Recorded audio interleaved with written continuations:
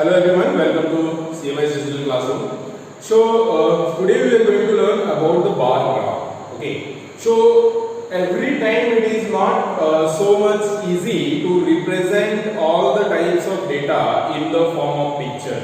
So we need some specific to represent the high value, high number, we longer number, larger number, we need something different from the pictograph. So for those type of data we used to represent in bar graphs. Okay. So if someone says what the bar graph is, so we can say that when we represent any data in the form of bar or with the help of bar, okay, when we represent any numerical value in bar, that is called the bar graph. Okay, so with the help of bar graph we represent any data, then we can say that particular graph is the bar graph. For example, आप ले सकते हो कि number of students of different classes of a school. एक school है तो schools में अलग-अलग क्लासेस में कितना क्या है अलग-अलग स्टूडेंट्स है उसका एक डेटा हो सकता है. उसके अलावा एक डेटा हो सकता है कि एक पर्टिकुलर क्लासेस में number of students pass in a particular subject या एक स्कूल में एक पर्टिकुलर सब्जेक्ट्स में कितना स्टूडेंट्स पास हुआ है उसका एक डेटा हो सकता है. ओके, जैसे हम लोग ने पिछले क्लासेस में पढ़ा था रिलेटेड टू द पिक्टोग्राफ्स और preparing the data the vehicles passes through a particular road. Okay, तो उसका भी डेटा हम लोग इसमें रिप्रेजेंट कर सकते हैं. और different types of footwear sales in a particular shop उसको भी हम लोग जो है पिक्टोग्राफ में भी रिप्रेजेंट कर सकते हैं. तो उस टाइप का पिक्टोग्राफ्स को भी हम लोग जो है बार ग्राफ में रिप्रेजेंट कर सकते हैं. तो और भी बहुत सारा डेटा के एग्जांपल्स हम लोग इस चैप्टर में देखेंगे जिसको हम लोग बार ग्राफ में रिप्रेजेंट कर सकते हैं. अब सबसे पहला बात आता है कि कैसे हम लोग रिप्रेजेंट करते हैं बार ग्राफ में. बार ग्राफ में कोई भी डेटा को रिप्रेजेंट करने का दो तरीका है. एक तो है वर्टिकली हम लोग कर सकते हैं, दूसरा है हॉरिजॉन्टली हम लोग कर सकते हैं. तो दो तरह का बार ग्राफ के बारे में हम लोग इस चैप्टर में पढ़ेंगे. एक जो होगा वो होगा वर्टिकल बार ग्राफ और एक होगा हॉरिजॉन्टल बार ग्राफ. ओके, सो हॉरिजॉन्टल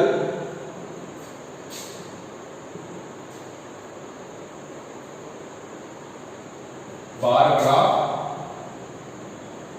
दूसरा होगा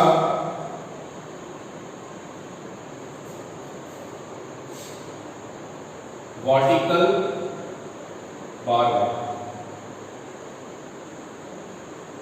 ठीक है, एक हो गया हॉरिजॉन्टल बार ग्राफ, दूसरा हो गया वर्टिकल बार ग्राफ. तो ये जो बार में हम लोग रिप्रेजेंट करते हैं कोई भी डेटा को, तो दो तरीका है. हॉरिजॉन्टल बार बना सकते हैं, वर्टिकल बार बना सकते हैं. कोई अगर एक पर्टिकुलर डेटा दिया हुआ है उसको भी हम लोग दोनों तरफ से रिप्रेजेंट कर सकते हैं. ठीक है, तो ये डिपेंड करता है कि किस तरह से क्वेश्चन पूछा जाता है. क्वेश्चन में मेंशन अगर मेंशन नहीं रहता है, अगर सिंपली रहता है कि आपको बार ग्राफ बनाना है, so either you can draw horizontal और vertical, both will be correct. और अगर मेंशन रहता है कि you have to draw horizontal bar graph, तो आपको हॉरिजॉन्टल ड्रॉ करना है. अगर आपको बोला जाता है वर्टिकल बार ग्राफ ड्रॉ करना है तो वर्टिकल ड्रॉ करना है. ठीक है, तो अब इसको समझने के लिए चलिए हम लोग एक एग्जांपल लेते हैं. ठीक है, let us take an example. The examples we are taking is number of students passed in different subjects. Okay, so here we will write in one side subjects and another side we will write the number of students passed. Number of students passed.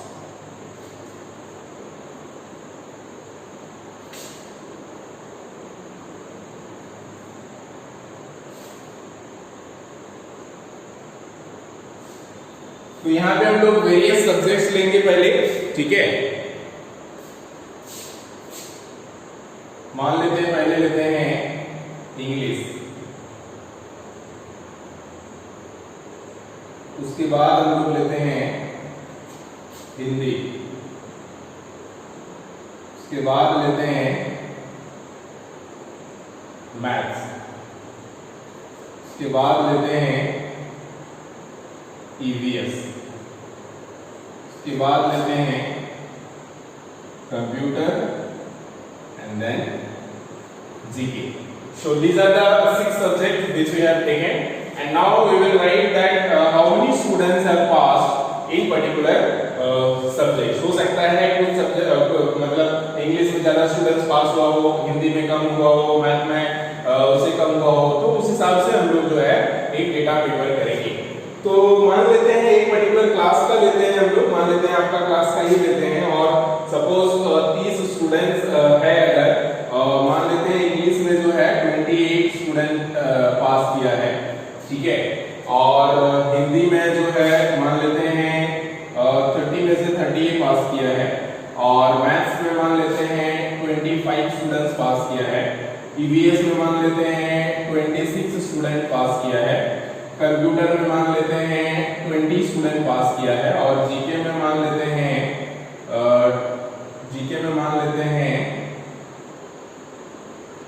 22 student पास किए. ठीक है, तो ये एक data हम लोग ने अभी लिया है.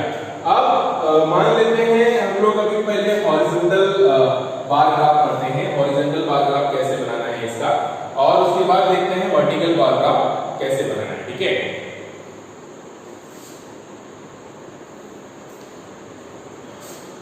चलिए सबसे पहले हम लोग समझते हैं कि what horizontal means. Okay, horizontal means this.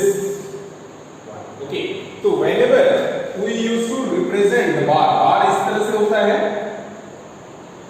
इस तरह से बार हम लोग का होता है, तो इधर से इस तरह से अगर रिप्रेजेंट करेंगे, ठीक है, जो इस तरह से रहेगा, ठीक है, उसके बाद इस तरह से रहेगा, तो इसको बोला जाता है हॉरिजॉन्टल बार. क्योंकि ये हॉरिजॉन्टल लाइन, ये जो लाइन हम लोग ड्रॉ करते हैं this is called horizontal line, और ये जो लाइन हम लोग ड्रॉ करते हैं this is called vertical line.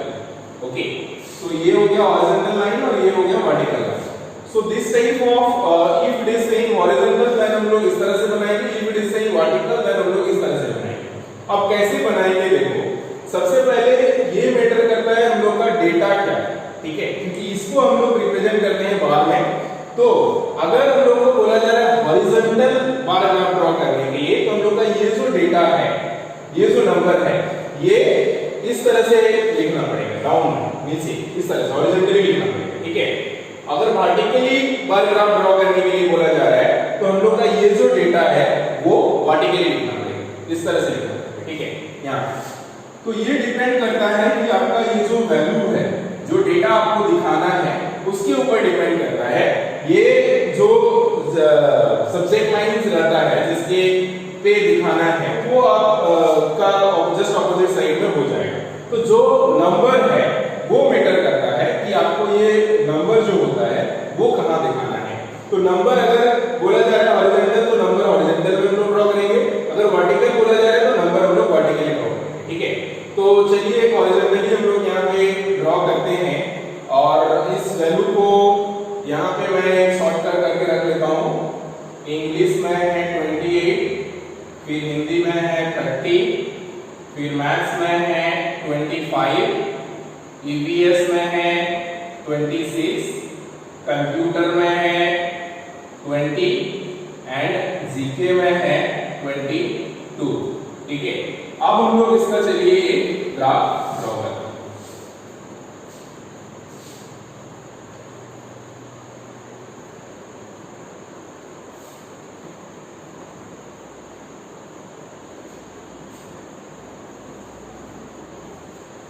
तो हम लोग हॉरिजॉन्टली ड्रॉ कर रहे हैं. तो सबसे पहले तो आप इस तरह का कहीं भी कंस्ट्रक्शंस का काम करते हो सो स्केल्स का यूज करके करना है. तो सबसे पहले हम लोग इधर एक लाइन ड्रॉ करते हैं. ठीक है, और अगर आपके पास ग्राफ पेपर है, ग्राफ कॉपी है, तो आप ग्राफ कॉपी और पेज में बना सकते हो. ठीक है, अगर नहीं है तो खुद से इस तरह से आप कॉपी में बना सकते हो. चलिए पहले हम लोग मार्किंग कर लेते हैं. तो क्योंकि हम लोग को बार इस तरह से बनाना है तो हम लोग सब्जेक्ट इधर लिखेंगे, ठीक है। तो सब्जेक्ट पहले हम इधर लिखते हैं इंग्लिश, हम शॉर्ट में लिखते हैं, फिर हम लोग का हिंदी आ जाता है, हिंदी, फिर आ जाता है मैथ्स, फिर आ जाता है ईवीएस, फिर आ जाता है कंप्यूटर, फिर आ जाता है जीके, ठीक है। तो बार इधर लगा होगा, ठीक है। अब हम लोग का मार्क्स इधर हम लोग लिखते हैं, ठीक है। तो क्योंकि यहाँ पे क्योंकि हम लोग का वैल्यू जो है 30 हाईएस्ट है, 30 हाईएस्ट है, तो हम लोग 5 का स्केल ले सकते हैं, या तो 10 का लेंगे तो काफी छोटा होगा, तो 5 का लेते हैं, ठीक है। तो मान लेते हैं ये 5 है, तो ये 10 हो जाएगा, ये 20 हो जाएगा। इसमें सेम डिस्टेंस लेने के लिए आप स्केल का यूज कर सकते हो। तो 5, 10, 15, 20, 25, 30 तक हाईएस्ट है, ठीक है। या तो और डिस्टेंस में आप ले सकते हो, मान लेते हैं हमको 30 तक लेना है, तो स्केल में उस तरह से मेजर करके डिवाइड कर सकते हो, इतना ही ले लीजिए, चलिए इसी में हम लोग काम करते हैं। तो सबसे पहले हम लोग इंग्लिश में आते हैं। तो इंग्लिश में कितना है, 28 है, तो इसको हम लोग मार्क करते हैं 5, 10, 15, 20, 25, 30। 5 का स्केल ना लेके आप उससे ज्यादा भी ले सकते हो, 10, 20 का भी ले सकते हो, लेकिन मैंने 5 का लिया है। तो अगर 28 है, तो 28 है मतलब 30 से थोड़ा सा कम है, ठीक है। 30 से थोड़ा कम है, तो मतलब इंग्लिश वाला जो है 30 तक नहीं जाएगा, उससे थोड़ा सा कम जाएगा, ठीक है। तो इंग्लिश वाला मैं ड्रॉ कर रहा हूं, 28 तक यहाँ पे हम लोग लेंगे। ये 25 है, तो मान लेते हैं ये 26 हो जाएगा, 7 हो जाएगा, 8 हो जाएगा, 9 हो जाएगा, 10 हो जाएगा। तो यहाँ पे यहाँ तक आएगा, ठीक है, 28 तक। तो इसको अभी बार बनाना है, ठीक है। बार बनाता हूँ इसको भी।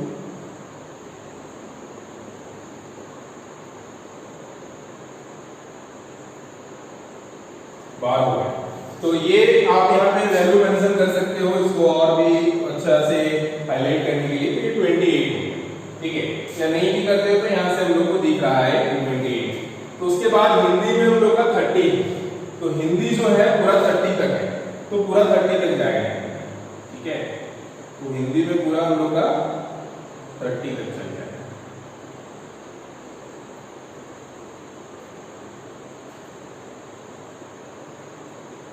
थर्टी तक चल गए, यहाँ पे 30 है, इससे ज्यादा है, 2 ज्यादा है, ठीक है। तो ये हो गया हम लोग का हिंदी का। हिंदी का कितना है, 30। उसके बाद आ जाते हैं मैथ में। मैथ में 25 है, तो 25 है तो यहाँ आ जाएगा, ठीक है, यहाँ तक, क्योंकि ये 25 है, तो यहीं तक हमको प्रोवाइड करना है। ये मैथ का बनाते हैं 25,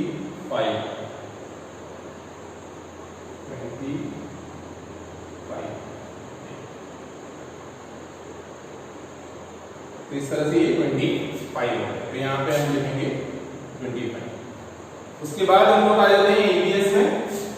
ईवीएस में हम लोग का 26 है, तो थोड़ा सा इससे ज्यादा है, तो ईवीएस का इससे थोड़ा सा ज्यादा हम लोग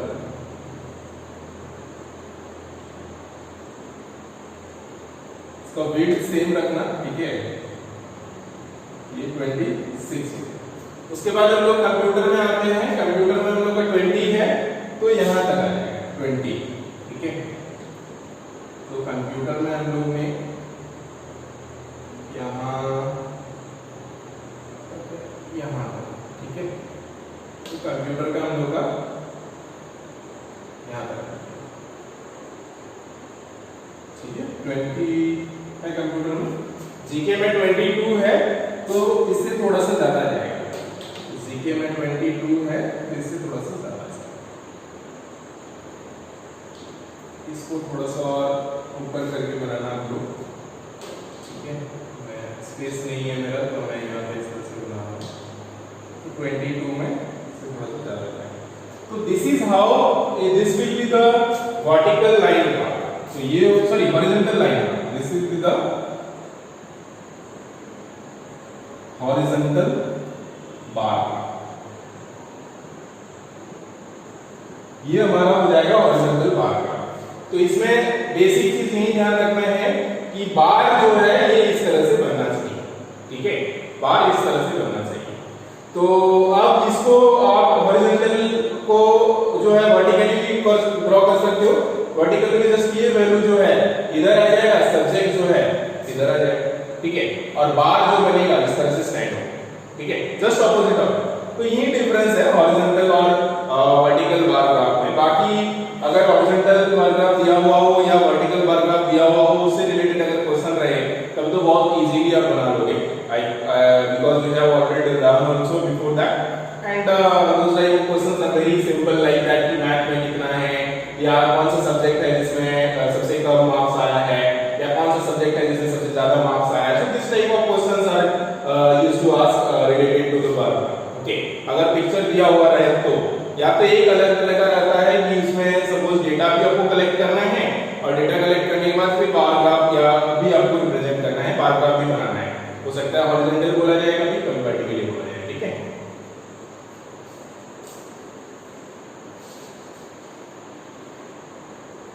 One question is there in value based question number 1. So let us draw one vertical bar graph of this, okay, of the average rainfall month wise during the previous year.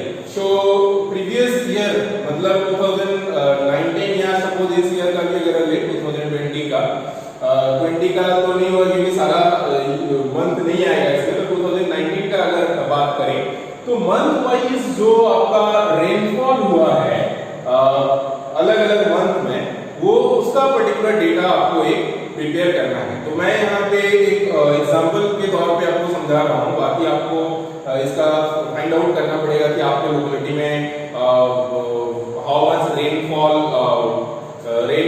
In during the whole year month wise, and after that you can prepare the data. So suppose आप कैसे करना है that I am telling.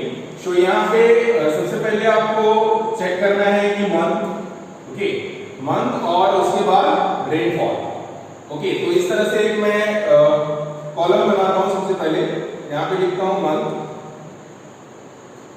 तो इधर month रहेगा, सो month में, उसके बाद रेनफॉल। रेनफॉल जो है उसका बोला गया है एक पर्टिकुलर किसमें मेजर करना है कि वो दिया गया है सेंटीमीटर में या मिलीमीटर में, मिलीमीटर में मान लो, ठीक है। तो यहाँ पे मैं मान लेता हूँ जनवरी का, फिर फरवरी का, फिर मार्च का, फिर अप्रैल का, फिर मई का, फिर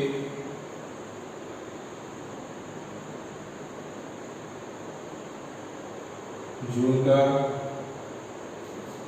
फिर जुलाई का, फिर अगस्त का, फिर इसी तरह से आपका बाकी सब मंथ का भी आ जाएगा, ठीक है। मैं लेता हूँ अभी इस तरह से आपका बाकी सब मंथ का रेनफॉल का आ जाएगा। तो यहाँ पे अभी मैं एक एग्जाम्पल के तौर पे ले रहा हूँ, ठीक है। मान लीजिए अगर मैं मिलीमीटर पे कैलकुलेट कर रहा हूँ, और मिलीमीटर पे कैसे मेजर किया जाता है रेनफॉल, आपको पता है कि जैसे पर्टिकुलर मेरा ये एरिया है, अगर मेरे को इसका रेनफॉल मेजरमेंट करना है कि कितना रेनफॉल हुआ है, वो एक हम लोग इल्यूजन्स मतलब एक पर्टिकुलर लोकेशंस का मेजर करते हैं, और उसके हिसाब से हम कंसीडर कर लेते हैं कि इस पर्टिकुलर एरिया में कितना बारिश हुई। तो उसके लिए एक कुछ इस तरह से वेसल्स हम लोग रखेंगे जो कि सिलिंड्रिकल होगा या तो मतलब फ्लैट सरफेस वाला होगा। ऐसा नहीं है कि जिसका बकेट होगा जिसका फ्लैट सरफेस होगा और मतलब प्लेन होगा, ऐसा नहीं कि छोटा मतलब नीचे वाला ज्यादा होगा और ऊपर वाला बड़ा होगा, ठीक है। तो सिलिंड्रिकल होगा और फ्लैट सरफेस वाला होगा, उसमें जितना बारिश हुई होगी उसको हम लोग सेंटीमीटर से मेजर कर सकते हैं, या मीटर सेंटीमीटर से सेंटीमीटर स्केल जो होता है वो डाल के मेजर कर सकते हैं कि how much rainfall has been there. तो यहाँ पे मान लीजिए मैं उस तरह से सेंटीमीटर में मेजर किया हूँ यहाँ पे मान लेते हैं जनवरी में 2 सेंटीमीटर, ठीक है, फरवरी में 3 सेंटीमीटर है, मार्च में मान लेते हैं 1.5 है, अप्रैल में मान लेते हैं 2 सेंटीमीटर है, अप्रैल में, मई में मान लेते हैं फिर 4 सेंटीमीटर है, ओके, जून जुलाई अगस्त में, जून में मान लेते हैं कि 1 सेंटीमीटर है, जुलाई में मान लेते हैं 0 सेंटीमीटर, बारिश ही नहीं हुआ है, अगस्त में मान लेते हैं 4.5 सेंटीमीटर है, ठीक है। तो इस तरह से एक हमने डेटा प्रिपेयर किया है। अब हमको इसका अगर ग्राफ बनाना है और वो भी वर्टिकली ग्राफ, तो एक तरफ हम मंथ लिखेंगे, मंथ क्योंकि हमको वर्टिकली बनाना है तो मंथ हम लोग वर्टिकली लिखेंगे, ठीक है। तो इस तरह से मंथ यहाँ पे लिखेंगे जनवरी फरवरी मार्च अप्रैल मई, और इस तरह से इधर जो है रेनफॉल लिखेंगे। तो रेनफॉल का जो आप लेंगे तो वो 1 2 3 4 5 में ले सकते हैं, और उसके बाद उसके हिसाब से जो पर्टिकुलर मंथ में जितना रेनफॉल हुआ है उस उतना तक का बार आप बना सकते हैं। तो this is how you can solve this type of question.